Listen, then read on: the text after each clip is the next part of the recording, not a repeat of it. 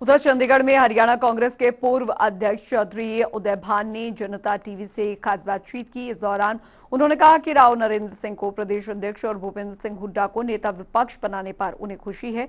इसके साथ ही चौटाला परिवार पर हमला बोलते हुए कहा कि उनके पिता ने कभी पार्टी नहीं बदली और दुष्यंत अभय चौटाला बीजेपी के लिए काम करते हैं। हरियाणा कांग्रेस में लंबे समय के बाद बदलाव हुआ है। प्रदेश अध्यक्ष की जिम्मेदारी राव नरेंद्र सिंह को सौंपी गई है और विधायक दल के नेता भूपेंद्र सिंह हुड्डा को फिर से बनाया गया है। मेरे साथ कांग्रेस के वरिष्ठ नेता और जो पूर्व में प्रदेश अध्यक्ष उदय भान थे, क्योंकि अब नई नियुक्ति हो चुकी है, हालांकि अभी औपचारिक तौर पे कार्यभार नए जो प्रदेश अध्यक्ष बने उन्होंने नहीं संभाला है। सर, सबसे पहले पार्टी हाईकमान ने जो ये फैसला लिया है उसको आप कैसे देखते हैं? उसमें जिक्र भी किया गया है कि आपका जो कंट्रीब्यूशन है उसके लिए जो वो आपकी सराहना की गई है, तो आप कैसे देखते हैं सर पार्टी नेतृत्व के इस फैसले को? मैं तो बहुत धन्यवाद करता हूँ पार्टी नेतृत्व को। 3.5 वर्ष लगभग मैं प्रदेश अध्यक्ष के तौर पर जिम्मेदारी सौंपी और जितना संभव हुआ पार्टी को आगे ले जाने का काम किया। और पार्टी नेतृत्व ने जो मेरे पे भरोसा किया उसका भी मैं राहुल जी का, खड़गे जी का, सभी नेतृत्व का बहुत आभार व्यक्त करता हूं और बहुत बहुत शुभकामनाएं और बधाई देता हूं जो नवनियुक्त प्रदेश अध्यक्ष राव नरेंद्र सिंह जी के उनको ये जिम्मेदारी दी है और उनके साथ सभी कंधे से कंधा मिलाकर के पार्टी को आगे ले जाने का काम करेंगे। और उसी तरह से जो सीएलपी लीडर के लिए, नेता प्रतिपक्ष के लिए जो बहुत इंतजार हो रहा था उसका भी साथ के साथ ही समाधान किया है। और प्रदेश के बहुत ही सम्मानित वरिष्ठ नेता, 2 बार के मुख्यमंत्री, नेता प्रतिपक्ष रहे, प्रदेश अध्यक्ष रहे, बहुत ही अनुभवी चौधरी भूपेंद्र सिंह हुड्डा जी को उन्होंने विधायक दल का नेता चुना है, जिम्मेदारी दी है। उसके लिए भी मैं पार्टी का भी बहुत बहुत धन्यवाद करता हूं, नेतृत्व का, और चौधरी भूपेंद्र सिंह हुड्डा जी को बहुत बहुत बधाई और शुभकामनाएं देता हूं कि और उसका उनका जो अनुभव है वो उससे सभी लाभान्वित होते रहेंगे और अधिक मजबूती से विधानसभा में पार्टी के मुद्दे और जो जन साधारण से जुड़े हुए मामले हैं वो मजबूती के साथ में उठाए जाएंगे। तो ये जो बदलाव हुआ है उससे पहले जब आप अप्रैल 2022 में अध्यक्ष बने थे, उसके बाद एक कांग्रेस का एक मोमेंट हरियाणा में बना और 2024 के चुनाव आते आते कांग्रेस जो है वो प्रचंड बहुमत के साथ सत्ता में आने की तरफ आगे बढ़ रही थी, लेकिन नतीजे अक्टूबर 2024 में आपकी उम्मीद के मुताबिक नहीं रहे, विपरीत नतीजे रहे। आपको प्रदेश अध्यक्ष के तौर पर जो ये आपकी 3.5 साल के करीब की पारी थी, जिसमें एक बड़ा चुनाव था, एक बड़ा मोमेंट था पार्टी के पक्ष में, उसमें नतीजे मन मुताबिक नहीं रहे।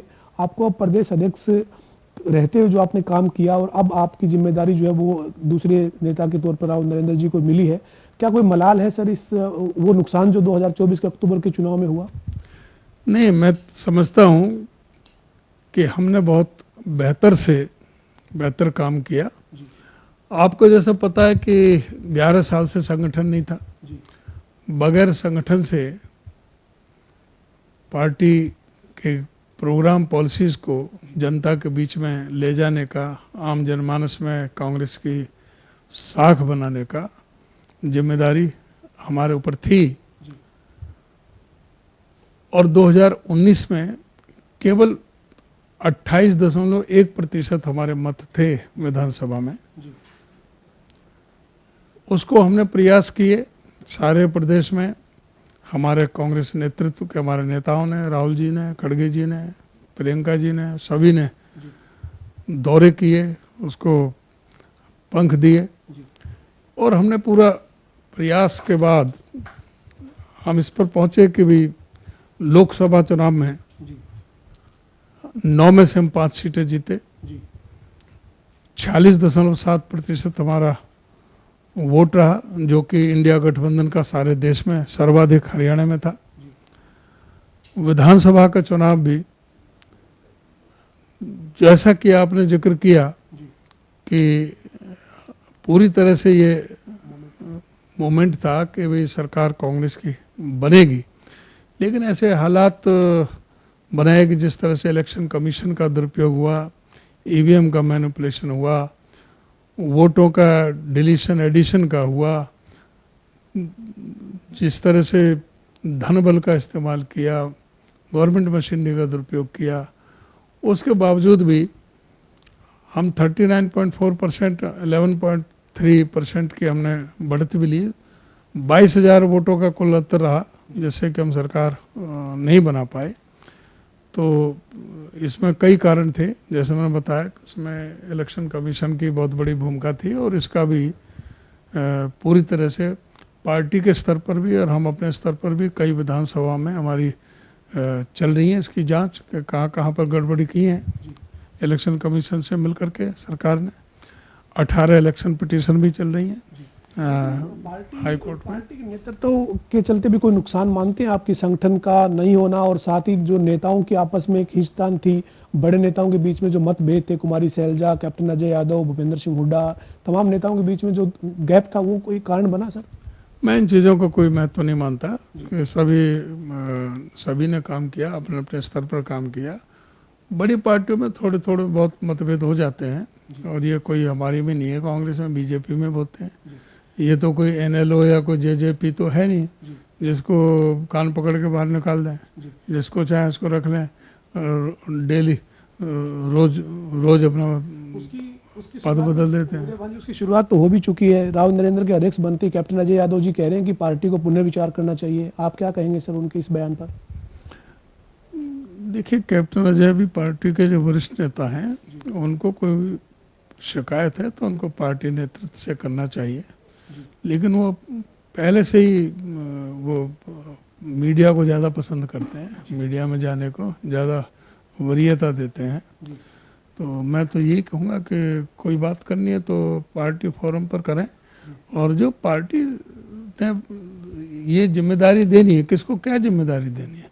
अगर कैप्टन अजय या उनके सुपुत्र को प्रदेश अध्यक्ष बनाया जाता तो उनको भी सहयोग किया जाता, उनको भी सहयोग करते। अब बरजिंदर सिंह जो पूर्व सांसद है, वो प्रेस कॉन्फ्रेंस कर रहे थे, वो कह रहे हैं कि सद्भावना यात्रा 5 अक्टूबर से शुरू करें, सभी विधानसभा क्षेत्रों में जाएगी। वो कह रहे हैं कि सभी पार्टी के नेताओं को निमंत्रण मैं दे रहा हूं, और ये कार्यक्रम कांग्रेस का ही, चूंकि मैं हरियाणा कांग्रेस के कार्यालय में प्रेस कॉन्फ्रेंस कर रहा हूँ।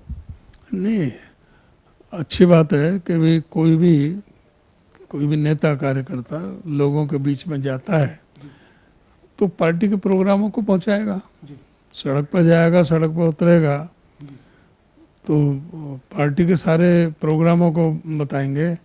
जो भारतीय जनता पार्टी की सरकार जो गलतियां कर रही है उनका प्रकाश डालेंगे, तो कुछ ना कुछ पार्टी को फायदा मिलता है, उससे क्या नुकसान है। अंतिम सवाल है सर, इंडियन नेशनल लोकदल के राष्ट्रीय अध्यक्ष अभय सिंह चौटाला ने आप पर निजी टिप्पणी की है। आपके पिता के वक्त की राजनीति का जिक्र करते हुए उन्होंने कहा कि हरियाणा में आयाराम गयाराम की राजनीति जो है वो उनके पिता से शुरू हुई थी। इनकी क्या, अभय चौटाला चौधरी देवीलाल के नाम को कब तक बनाते रहेंगे? इन्होंने कितनी बार दल बदले हैं? मेरे पिताश्री ने तो कोई दल ही नहीं बदला।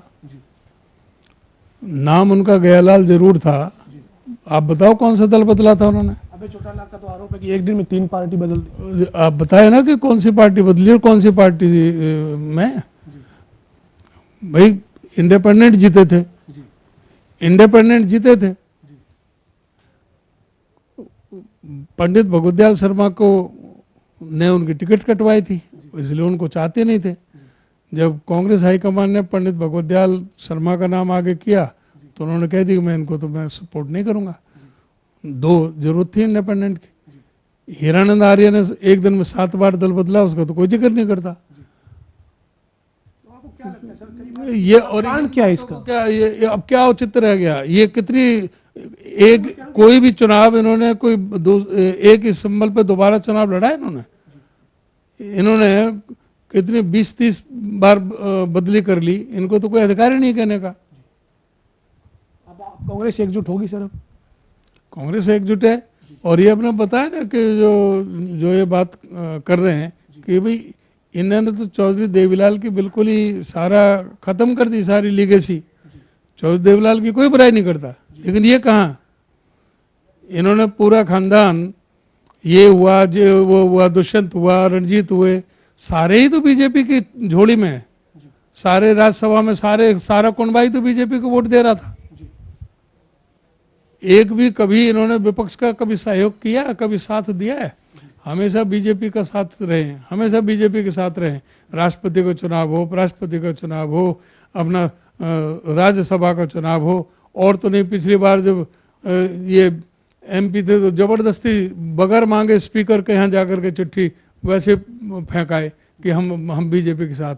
ये तो जबरदस्ती गले पड़े हैं बीजेपी के, और बीजेपी के साथ रहे। बीजेपी को तो ये ऊपर से ये सारा रैली भी बीजेपी स्पॉन्सर्ड रैली थी, पूरा इतना रैली थी रोहतक में, रैली जो अभी 25 सितंबर को थी, आप रोहतक में जो रैली थी, वो रैली थी नाम की, कहने को रैली थी, वो तो सिर्फ सरकारी प्रोग्राम था, बीजेपी का स्पॉन्सर्ड प्रोग्राम था। सारे अखबारों में पूरा भर के कई पेज सारे भर रखे एडवर्टाइजमेंट से अपने जो उन्होंने लिखना था, अपने जो उनके हैं स्पोक पर्सन, वो खबरें लिख रहे हैं कि आपने इस बार बीजेपी की सरकार लिख रहे हैं, वो आरोप लगा कि बीजेपी की सरकार कांग्रेस ने बनवाई। खबरें लिख रहे हैं, और सिर्फ इन पे पूरा जोर लगाया, 10,000 आदमी इकट्ठे नहीं हुए रोहतक में। वो आरोप लगा रहे कि सरकार आपने बनवा दी, सर हुड्डा साहब ने बनवा दी बीजेपी की सरकार। ये तो खींच मिटा रहे हैं कि वो हुड्डा साहब ने बनवा दी, हुड्डा साहब ने, अरे बीजेपी से तो ये मिले हुए हैं भाई, राज्यसभा में ये बीजेपी को वोट देते, राष्ट्रपति में चुनाव में ये बीजेपी को वोट देते, उपराष्ट्रपति के चुनाव में ये बीजेपी को समर्थन करते। हमेशा कांग्रेस को हराने के लिए गोपाल कांडा ने भी इनको नंगा कर दिया था कि वो किस तरह से खट्टर ने मिलकर सारे सब तरह से इनका सारा इनकी ऊपर कोई विश्वास नहीं कर रहा। ये तो ये सोच रहे थे कि हम जाकर रोहतक में रैली करके हुड्डा साहब को कमजोर कर देंगे, लेकिन वहाँ रोहतक वाले कह रहे ये कहाँ से झूठा आ गया, झूठों का बादशाह, सुबह से शाम तक झूठ बोलता है कि झोली में बैठा हुआ है। इसको बिल्कुल ही वहाँ पर लोगों ने कंडम कर दिए, रैली बिल्कुल फेल हो गई।